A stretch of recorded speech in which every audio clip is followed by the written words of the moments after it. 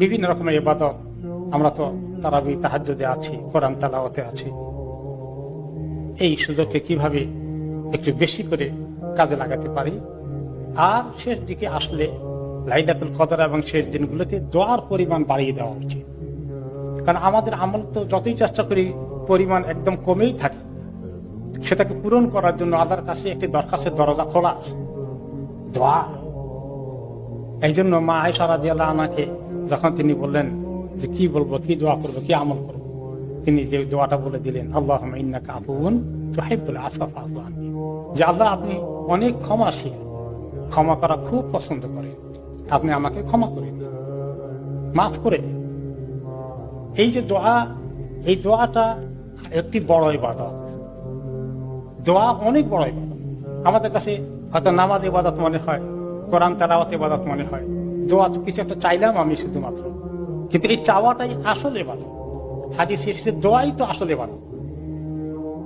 কারণ বান্দা আল্লাহ তাআলার কাছে নিজেকে মুহতাজ মনে করে, নিজেকে ফকির মনে করে, আল্লাহ তাআলা দিতে পারেন, আল্লাহ দেওয়ার ক্ষমতা আছে যে বিশ্বাস করে।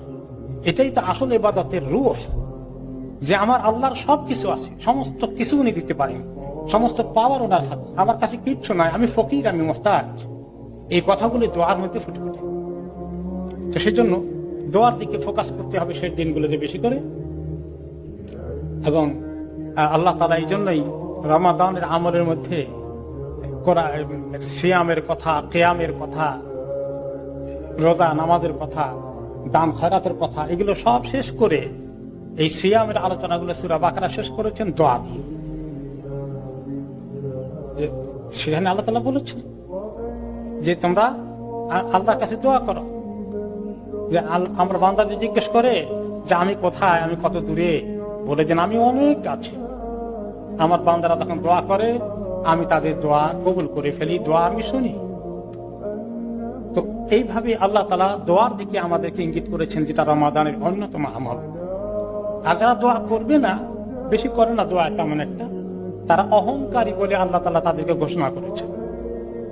যারা আমার কাছে দোয়া করে না তারা অহংকারী, এবং তাদেরকে আমি জাহান্নামে অপমানিত করে জ্বালাবো।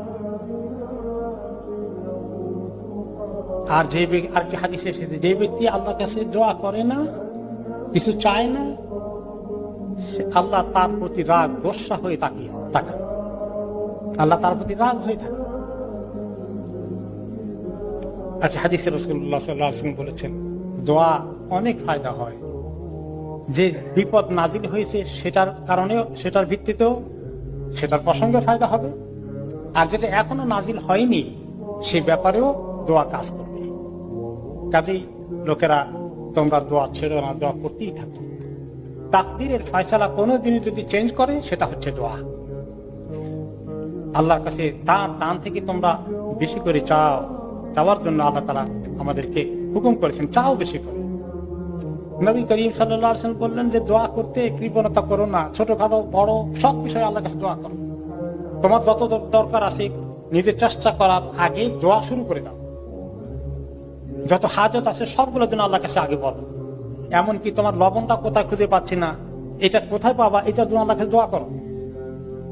তোমার স্যান্ডেলের ফিতাটা ছিঁড়ে গেছে বা পাওয়া যাচ্ছে না, হারিয়ে গেছে রশিটা জুতার কোথায়, এটা পাওয়ার জন্য তুমি আল্লাহর কাছে দোয়া করো। তো এখন দোয়া করে বসে থাকবো না, দোয়া করে আমরা খুঁজবো, কিন্তু আগে দোয়া। আল্লাহ তাআলা দিলে অনেক অল্প সময় পেয়ে যাব। চাবি হারিয়ে গেছে, যদি আল্লাহ তাআলা না দেন আধা ঘন্টা খুঁজতে পাবেন না। কারো কারো চাবি 1 মাস পরে পাওয়া গেছে,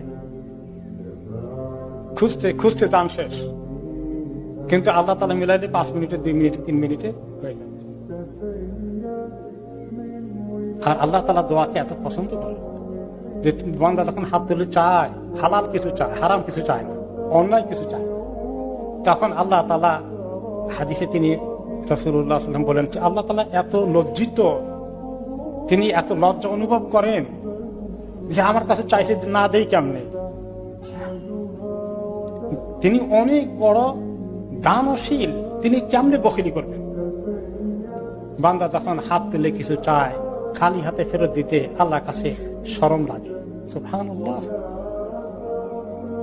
তবে এই দোয়া করতে হলে যদ্দূর পারা যায় লোকেরা মনে করে বড় মাহফিলের বড় দোয়া সবাইকে নিয়ে মাইকে করলে বোধহয় খুব বেশি কবুল হয়ে যায়, কিন্তু হাদিসে তার উল্টো বলেছে যে আল্লাহ তাআলাকে তিনি নিজে কোরআনে বলেছেন, তোমাদের রবকে ডাকো একান্ত গোপন ভাবে এবং খুব বিনয়ী হয়ে।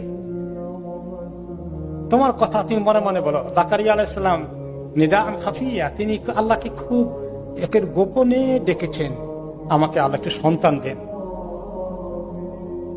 এইগুলো দোয়ার অন্যতম আদব।